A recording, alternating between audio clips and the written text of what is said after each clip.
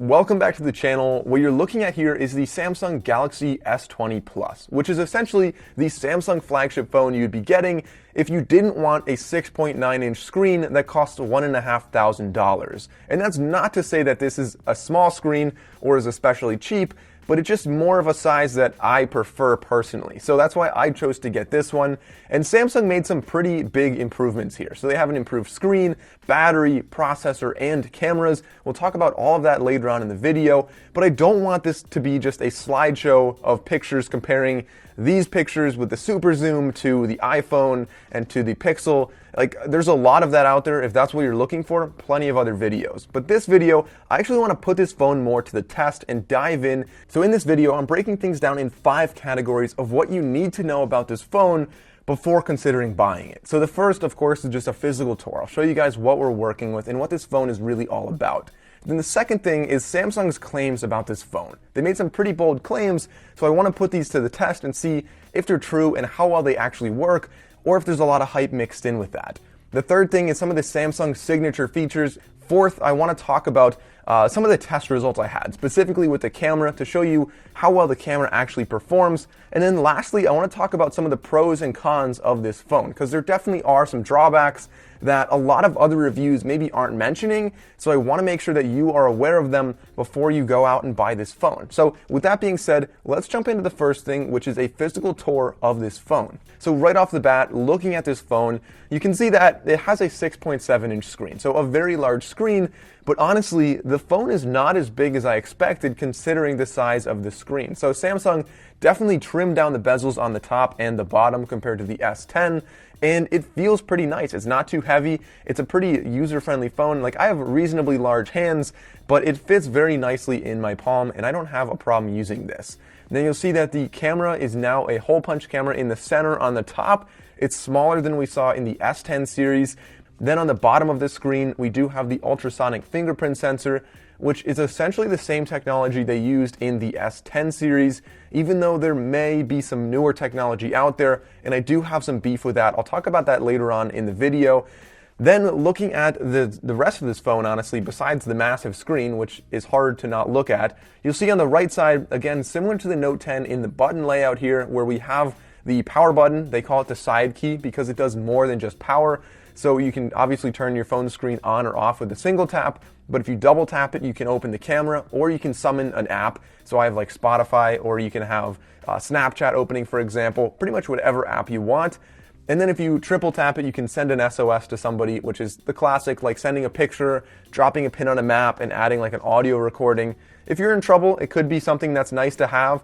I found it to be a little bit of a nuisance, though, that it's just 3 presses, because sometimes if you are in a place where you want to take a picture and you try to take it out and double tap to get the camera, it's pretty easy to accidentally triple tap, and if you don't have good phone service, somebody might be getting really worried pretty far away.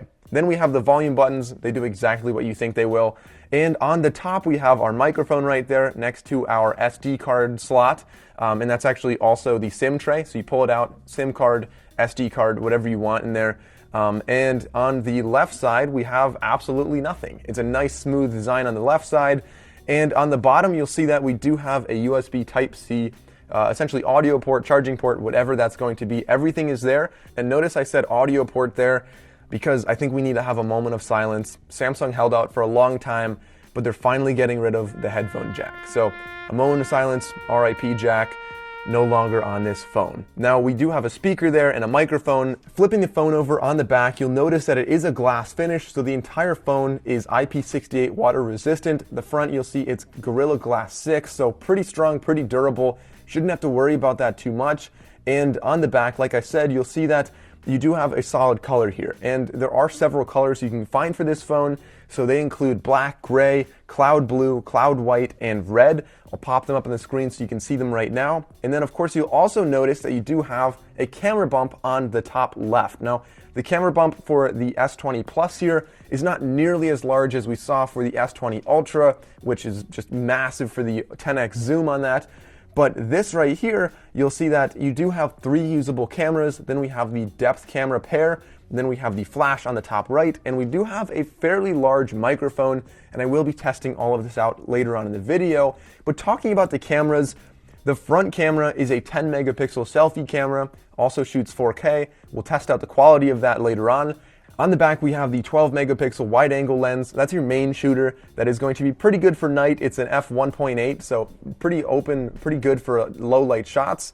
Then we have the 12 megapixel ultra wide, which is a very nice sensor to have, and the 64 megapixel telephoto lens, which is 3x optical zoom. This phone is capable of shooting 8K. All of the cameras can shoot 4K, but only the telephoto one is actually shooting 8K footage. Now, I know a lot of you in the market to buy a phone might want to see a comparison between this and the S20 regular, or even to the S10 lineup, so I will be making videos on those in the next couple days. So if you want to see those, make sure you click the subscribe button and the bell icon so you don't miss it when those come out. So next, let's get into Samsung's big claims about this phone. Obviously, these are all over their website. They talked about them all over the place. These are what I found as the biggest things Samsung has been emphasizing with this phone. So the first one is a revolutionary camera experience. Now, the things that they changed with this, the zoom, the resolution, the night photos, the 8K video, the steadiness of it, and the single take mode. We'll dive into all of those and test those out. I'll show you some examples. Let's get into that right now. Okay, so this is the front-facing camera shooting in 4K. So let me know how this sounds. It actually shoots 4K 60, but this is 4K 30 right here. My hand's a little bit shaky, but it seems like it stabilizes pretty well. So comment, let me know how the microphone sounds and how the video looks right here.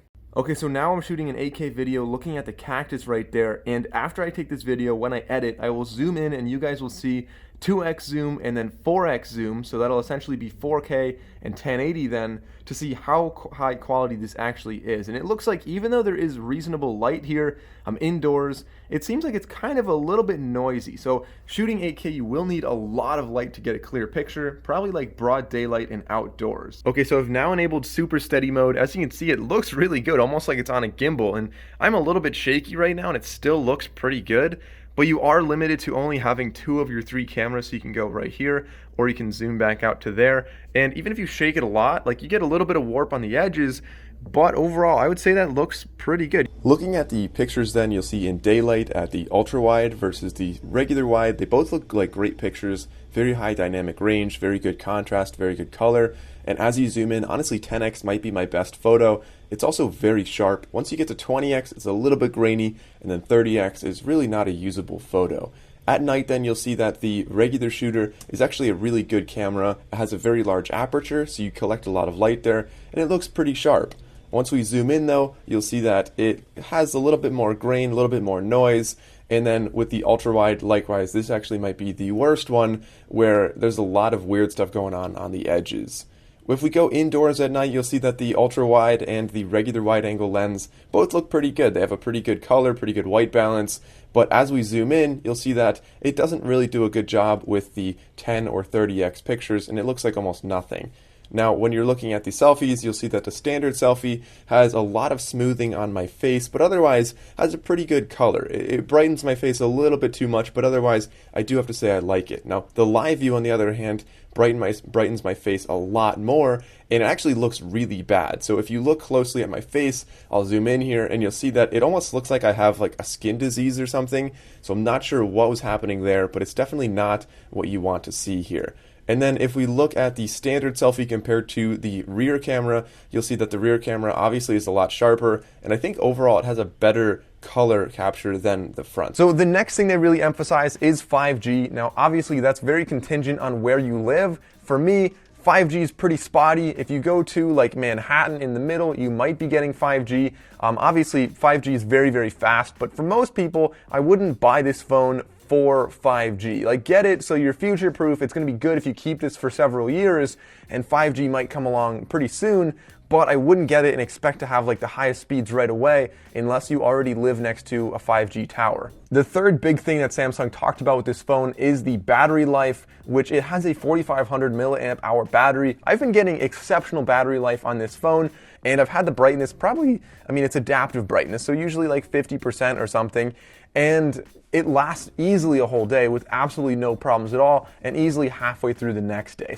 So the next claim they made was the security of this phone. So they said that there is a secure processor dedicated to protecting you. So they say secured by Knox all over everything.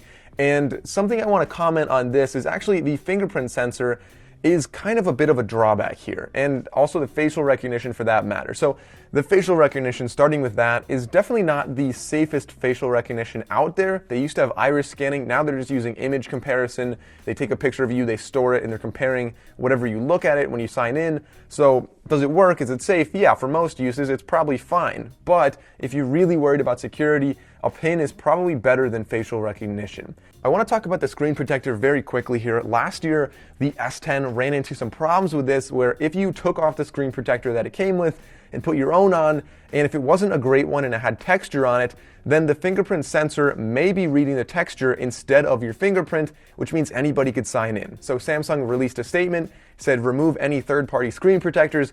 I did that, and maybe a month later, I got a scratch on my fingerprint sensor, like right on the screen there, which then means that it's now reading a scratch plus my fingerprint, which was definitely not safe. So I actually disabled fingerprint and I just use a PIN on my old phone. So a concern I have with this phone as well, the last big thing that Samsung emphasized was 120 Hz refresh rate, which means your phone feels very, very smooth when you're swiping around. Things just look seamless, very smooth experience. But you're going to be looking at a 1080p screen then. So you can't use the full resolution with that right now. There may be an update where they let you do that eventually, but I imagine that will really drain your battery much quicker. So you're probably watching this video in 30 frames per second. So the best way for me to show you this is with a slow motion video. So I'll show you 60 Hz first, which is the standard refresh rate of most phones. And then now here is 120 Hz. So you can see it's significantly smoother and it looks really good. So just to show you what the screen looks like and to give you a quick speaker test, let's play a video really quickly. Comment your thoughts. The Apple AirPods Pro and the new Samsung Galaxy Buds Plus are two of the best truly wireless earbuds. They both have wireless charging, they both have excellent features, both claim to have the best call quality, but how exactly do they stack up side by side? So getting into some of the signature Samsung features I mentioned before, this does have Bixby on there. If you press and hold the side key, you can either power your phone off or you can summon Bixby. No one really uses Bixby, honestly. This runs One UI 2.0. As you can see, it's a skin on Android, so it looks a little bit different, but it's pretty smooth. It runs really nice, and I don't have any problems with that. One UI also added some really cool features like categories in messages, so you can actually categorize different conversations, and some other things that are actually new to the Samsung features here. They do have Spotify and Netflix integration with Bixby now, so it is nice if you're trying to go over to like the kind of honestly pointless thing on the side. So if you swipe from home over from the left, you get like Samsung Daily. Now you can have Spotify in there, one small plus to an otherwise useless feature on the phone. And they also have Google Duo video chat integration, which is kind of nice, among many other things on here. So you can listen to like dual Bluetooth audio, something that's really nice with this phone, as well as a few previous Samsung phones. So you can listen to like two different earbuds at the same time, like you and a friend can listen to music. Then we also have some other things, like if you want to share, you can do a quick share with like other Samsung phones. You can do link sharing, where it's like a viewable thing that they can download or see online for a little bit. Just a lot of other things that Samsung puts in here. They have so many features. It does seem a little bit noisy, and even after using the S10 for an entire year, there are features that I never used or never really saw a need to use. Then if we go to the left of photo, you have single take mode, which I think everyone is a little bit confused with this. It's like it takes all of Samsung's weirdest features, like black and white and like a boomerang kind of thing, and it puts them all into one. So you take like a short video and it just gives you a whole bunch of pictures that you can use, which seems kind of useless, honestly. But I mean, if you want to use it, comment down below. Otherwise, the photos themselves work just fine. You also have a floating shutter, and of course the Samsung thing where it's in selfie mode. If you raise your hand, they'll identify your hand and they'll take a selfie. Just a really cool feature they have right there. So now let's talk about the pros and cons of this phone. Now, I'm not going to talk about pros much actually, because this entire video was pretty much nothing but pros. I think it's overall an excellent phone. I think Samsung really nailed it with having all the features you could possibly want. They have an amazing screen to body ratio, a beautiful screen, really fast refresh rate. The camera block looks great on the back. You have wireless charging, reverse wireless charging, like really a full package of everything most people could want on a phone. They have it right here. And on top of that, I'll pop the specs up right there. It's a great phone, but there are a few drawbacks that I do need to mention in this video.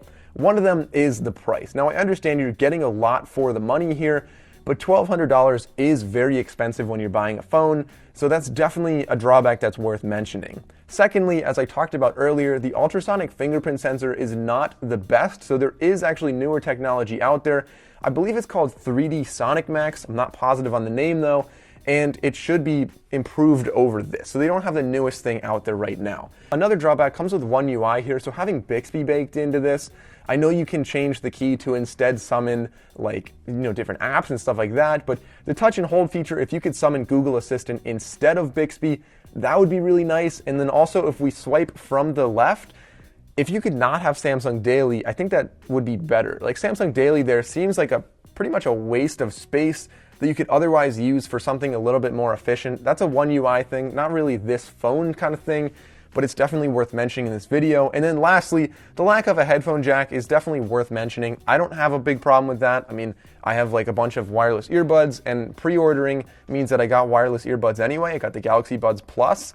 So I think most people getting this wouldn't have a problem. It also comes with the wired USB Type-C earbuds, but if you're in a car, like an older car, and it has a headphone jack, you will have to buy a little adapter. Alright guys, so that's everything I have to say about the Galaxy S20 Plus right here. I will be getting the S20 and reviewing that in the next couple days, as well as comparing the two and comparing them to the S10. So if you want to see those, make sure you go down and click the subscribe button and the bell icon. Comment, let me know what your thoughts are on this phone. Is this one that you'll be buying? Do you think others will buy it? I want to hear from you guys. As always, thank you all for watching. I'll see you next time.